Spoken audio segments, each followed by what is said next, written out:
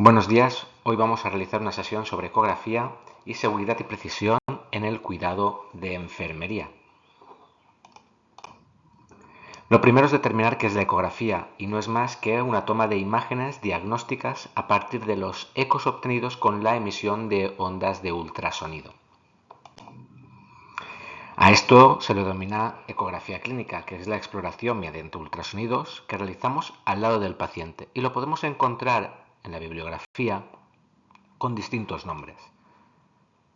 Desde ecografía clínica, ultrasonografía de rastreo, point of care ultrasound o POCUS y ecografía a pie de cama o épica.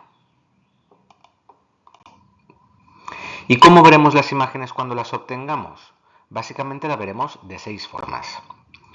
Una imagen isoecogénica, es decir, toda la pantalla la veremos con la misma textura, con el mismo graduado o granulado gris. Luego podemos ver imágenes hiperecogénicas, que son imágenes más blancas, imágenes hipoecogénicas, que son aquellas que, no siendo completamente negras, sí que tienen menor granulación, menor textura que la imagen que la envuelve.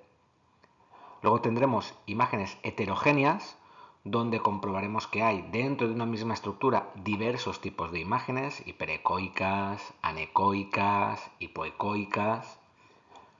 En quinto lugar tenemos las imágenes hiperecogénicas, que como las anteriores, algunas de ellas, en función de la estructura y la composición, tendrán una sombra acústica, es decir, la onda de ultrasonido no penetra el material por ser un material denso, con lo cual el receptor, el ecógrafo, interpreta que aquí no hay ninguna estructura porque no le llega el eco del ultrasonido.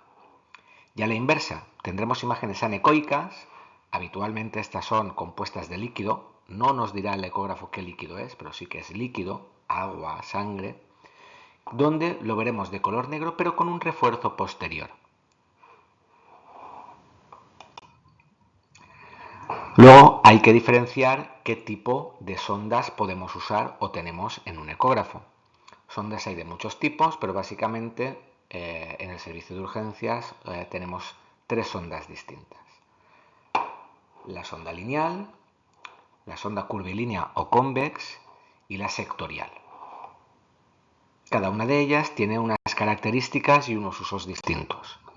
La sonda lineal o transductor vascular, que se le conoce habitualmente, tiene una alta frecuencia, lo cual quiere decir que tiene una gran resolución de imagen, pero su profundidad, es decir, el tamaño de las estructuras que puede ver, serán solo aquellas que estén más superficiales, más próximas a la piel. Es un uso muy típico para el sistema vascular, vaina del nervio óptico. Luego tenemos la curvilínea o convex, es el transductor básicamente que usamos para la ecografía abdominal, también para la pulmonar. Tiene una menor frecuencia, lo cual le da menos calidad a la imagen, pero a cambio nos da una mayor penetración. Podremos ver aquellas estructuras que están más profundas. El uso típico es, como hemos dicho, a nivel abdominal, en los protocolos FAST y EFAST, pulmón, en ginecología y obstetricia. Y por último tendremos la sonda en fase o el transductor cardíaco, que es de baja frecuencia, tiene mayor penetración, pierde algo de calidad de imagen, no demasiada, y es la típica que usamos para ver el corazón. Una vez vistas estas 3 tipos de sonda, también tenemos que saber modificar ciertas cosas del ecógrafo para mejorar nuestra técnica y que nos ayuden a realizar la punción o la visualización de la estructura que queremos evaluar. ¿Y qué debemos saber modificar? Básicamente 3 cosas: la ganancia, la profundidad y el foco. La ganancia hace referencia a la magnitud de onda del ultrasonido, es decir, cuando modificamos la ganancia, modificaremos el brillo de la imagen. En esta imagen es la misma estructura con la parte superior menor ganancia y la parte inferior mayor ganancia, es decir, la parte superior con menos brillo y la parte inferior con más brillo. Como podéis ver en la parte inferior, las estructuras se pueden ver bien, pero cuidado con esto, porque si nos excedemos en la ganancia, el brillo de la imagen puede ser que no nos deje ver estructuras hipoecoicas o anecoicas que nos interesarían. Luego está la profundidad. La profundidad es la distancia máxima, habitualmente medida en centímetros, a la que puede llegar el ultrasonido. Entonces, en función de la estructura que queramos ver y su posición relativa respecto a la piel, deberemos de usar una sonda u otra. La misma sonda puede alcanzar diversas profundidades, por lo tanto, básicamente lo que usaremos es sondas lineales para estructuras superficiales y convex para estructuras profundas. También podemos ver que la profundidad viene demarcada en la pantalla, habitualmente en la pantalla a la izquierda o a la derecha de la pantalla del ecógrafo, veremos que hay unos puntos donde nos gradúa, habitualmente en centímetros.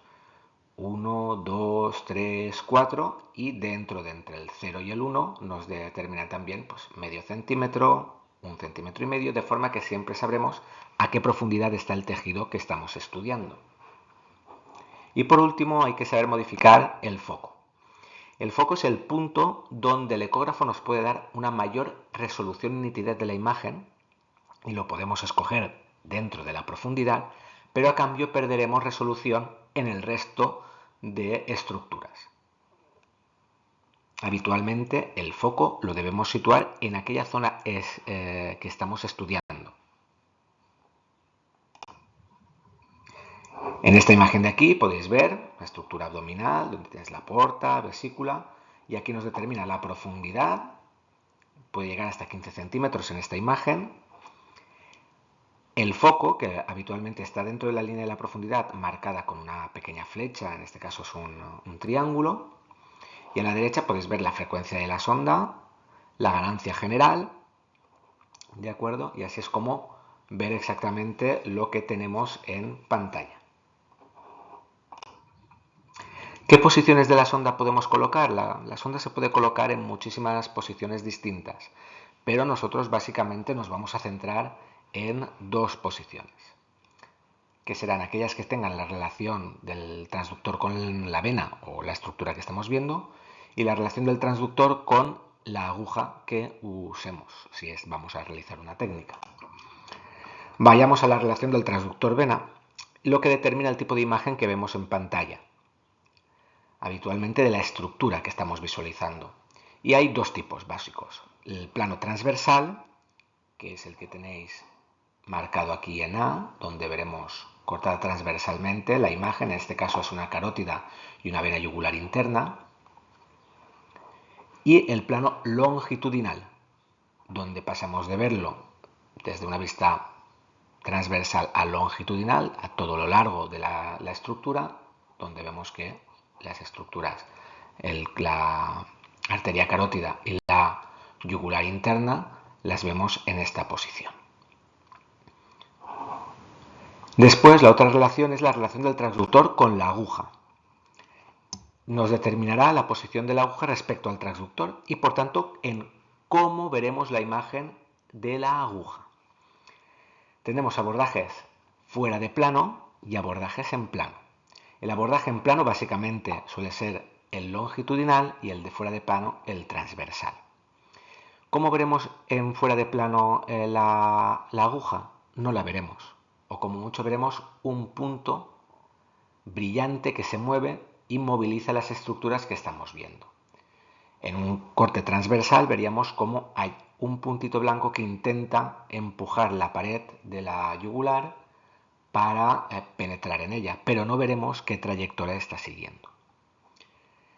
Mientras que en el abordaje en plano, habitualmente en el eje longitudinal, en el plano longitudinal, veremos cómo, veis aquí en la imagen C, toda la estructura de la aguja y podemos seguir toda su trayectoria. Hay ventajas e inconvenientes en los dos abordajes, en el fuera de plano y en el plano. El fuera de plano técnicamente es más sencillo, pero requiere menos capacidad manual para coordinarse, pero a cambio pues no veremos la trayectoria de la aguja. En el abordaje en plano sí que veremos toda la trayectoria de la aguja, pero no podemos valorar o visualizar si vamos a alcanzar efectivamente la estructura, puesto que la aguja podría encontrarse en un plano más anterior o más posterior a la vena que queramos canalizar y por lo tanto pasaríamos por delante o por detrás sin tocarla, mientras que eso no puede ocurrir en el abordaje en fuera de plano. Aquí tenéis una relación de fundamentos de la imagen ecográfica, tanto para la relación transductor-vena y la relación transductor-aguja, con sus ventajas e inconvenientes. ¿Qué debemos saber?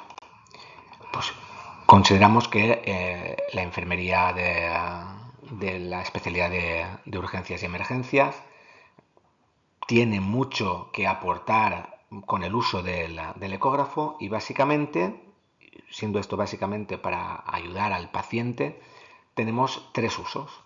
El uso de accesos venosos periféricos, de accesos arteriales y del sondaje vesical. Puede haber muchos más, pero esos son los tres básicos. Los accesos vasculares. La pregunta aquí sería, ¿por qué tengo que hacerlo si yo ya sé coger una vía? Bueno, existen básicamente tres motivos para la implementación de la ecografía en su uso para accesos vasculares. Uno, la seguridad de la técnica. Obviamente, al ser una técnica asistida donde vemos en vivo cómo está entrando la aguja dentro de la vía venosa, hay menos posibilidad de errores en la realización de la técnica. Una técnica asistida es una inserción más segura. Por otro lado, la calidad asistencial para el paciente es mucho mejor. Se puede realizar una comunicación mucho más eficaz y la experiencia para los pacientes se ha demostrado que mejora. Tendríamos una atención más centrada en la calidad asistencial para el paciente. Y por último, se reducen los efectos adversos. Cuando ya se tiene cierta práctica, evitamos las inserciones fallidas y las complicaciones de estas, como las flebitis, extravasaciones, y se reducen las complicaciones posteriores porque al haber menos manipulación de la vía, tendremos tanto más procedimientos exitosos al primer intento como la reducción de las complicaciones, entre ellas las infecciones. Tiene inconvenientes, obviamente. Requiere un periodo más de tiempo de preparación de la técnica, por lo tanto no son técnicas que deberemos usar en todos los pacientes. Tenemos que intentar acotar un poquito las indicaciones principales, que serán estas. Son pacientes con accesos venosos difíciles, como son los pacientes obesos, con edemas muy marcados, usuarios o exusuarios de drogas por vía parenteral, gente que está en tratamiento con quimioterapia o pacientes con deshidratación severa. Y sobre todo, deberíamos de usarla cuando fallamos el primer intento a ciegas en un paciente crítico.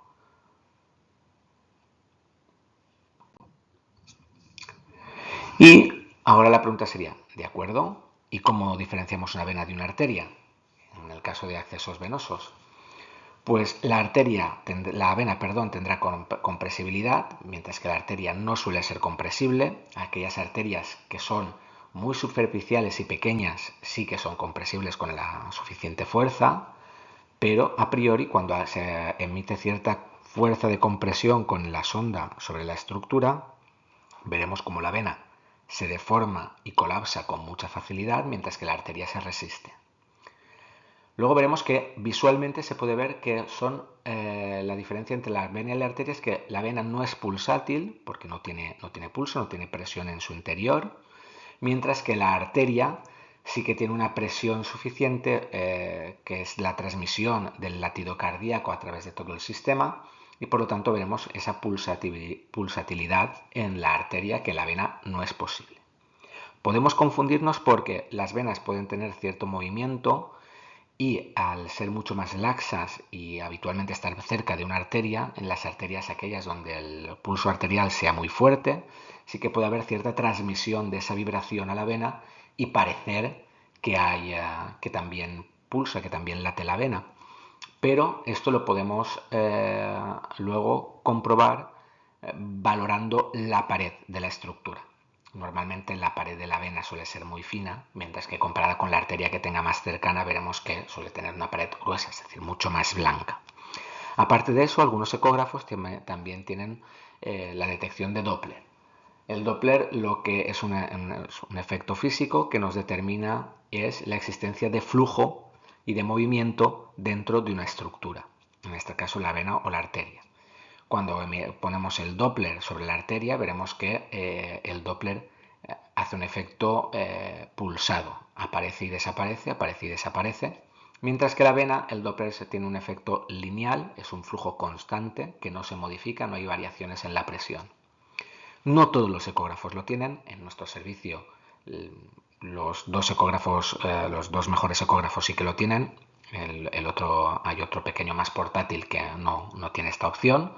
Pero si el ecógrafo lo tiene, es una herramienta que nos puede ayudar a diferenciar la vena de la arteria. Vamos al acceso venoso periférico. Pues hay que saber las estructuras anatómicas que tenemos. Básicamente, sabéis que debemos intentar canalizar de distal a proximal, siempre que sea posible, y estas son básicamente las venas que podemos canalizar. La vena cefálica y la vena basílica, tanto a nivel más distal del antebrazo como más proximal. Y luego a nivel del brazo podemos canalizar, en la flexura, la vena mediana, que viene del sistema de la vena cefálica y comunica con la vena basílica, o la vena cefálica que se encuentra en la parte externa del brazo, o la vena basílica que se encuentra en la parte interna, todas ellas con sus ventajas y sus inconvenientes. Vamos a verlo. Las venas en el antebrazo, como hemos dicho, la cefálica y la basílica distal. Ventajas: son de muy fácil acceso, son cómodas para el paciente y están lejos de articulaciones. Desventajas: son mucho más finas, de menor calibre y más tortuosas, con lo cual puede costar un poquito su canalización. Y en pacientes crónicos o usuarios adictos a drogas por vía parenteral pueden estar trombosadas. Luego tenemos la vena basílica, en su tercio medio y proximal del brazo. Esta es lo que determinaríamos como la joya de la corona. Tiene un gran calibre, es un trayecto recto, sobre todo si para PICS es muy buena vía. Desventajas: es profunda, no se suele palpar y el problema es que está cerca de la arteria braquial del nervio mediano, con el riesgo de que podamos lesionarlos durante la punción si lo hacemos a ciegas, cosa que en la ecografía es mucho más difícil. Y luego tenemos la vena cefálica en el brazo proximal, en la parte más proximal del brazo, la parte externa. Ventajas: es superficial y está lejos de arterias importantes, pero tiene una desventaja, que su trayecto es tortuoso, anatómicamente suele haber pequeñas variaciones de su localización y si tuviéramos que canalizar para una PIC en esta zona, termina en un ángulo muy agudo a nivel del axilar, lo cual dificultaría el avance del catéter. No es un problema que deberíamos de tener en el servicio de urgencias porque no necesitaríamos colocar este tipo de catéter a priori, pero hay que tenerlo en cuenta. Ventajas y desventajas del uso de la ecografía en el servicio de urgencias. Ventajas: tiene una tasa de éxito cercana al 90% en las vías venosas de acceso difícil. La vía es en tiempo real lo que estás haciendo, suele haber menos complicaciones y puedes elegir el calibre adecuado del catéter. Desventajas: requiere una formación y una curva de aprendizaje que, aunque es rápida, requiere tiempo. Que tengamos un ecógrafo y que este esté disponible. La desventaja de tener que preparar el equipo, que habitualmente se compensa porque posteriormente para realizar la punción se requiere luego menos tiempo y que el riesgo de infección si no se utiliza una técnica lo suficientemente estéril es un poquito más alto. ¿Cómo lo calculamos? Lo calculamos de la siguiente forma. Colocamos el transductor sobre la estructura y vemos la profundidad que hay desde el transductor hasta la estructura que queremos ver. En este caso, si la profundidad es 1 centímetro, para canalizar la vía o para la punción arterial, nos desplazaremos desde el centro del transductor, ¿vale? Nos desplazaremos 1 centímetro y con una angulación de 45 grados llegaríamos hasta la vena.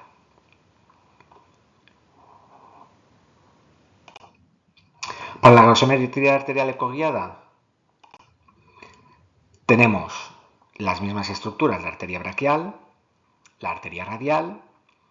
Se puede conseguir el arco palmar superficial o profundo, ecoguiado podría ser, no solemos usarlo, ¿vale? La cubital ya sabéis que no debería de funcionarse por ser la que aporta a nivel distal la mayor cantidad de flujo, ¿vale? Entonces estos puntos serían los más adecuados. ¿Dónde podemos pinchar? Pues en la arteria radial a nivel de la muñeca, es el lugar de elección habitual. Pues, está superficial, se comprime muy fácil, tiene circulación colateral, a pesar de que con el ecógrafo podemos ver si hay flujo o no hay flujo en la arteria cubital, siempre deberíamos realizar un test de Allen previo a la punción, ecoguiada o no ecoguiada. Inconvenientes, es de pequeño calibre, puede provocar espasmos con dolor. En la arteria braquial, en la flexura del codo, es de mayor calibre que la radial. El inconveniente que no tiene colaterales, si se lesiona tenemos un problema. Es difícil de comprimir, con lo cual el riesgo de hematoma es mucho mayor y está cerca del nervio mediano, es algo más dolorosa. Y por último la tenemos a nivel femoral. Este solo está indicado para pacientes críticos y en parada.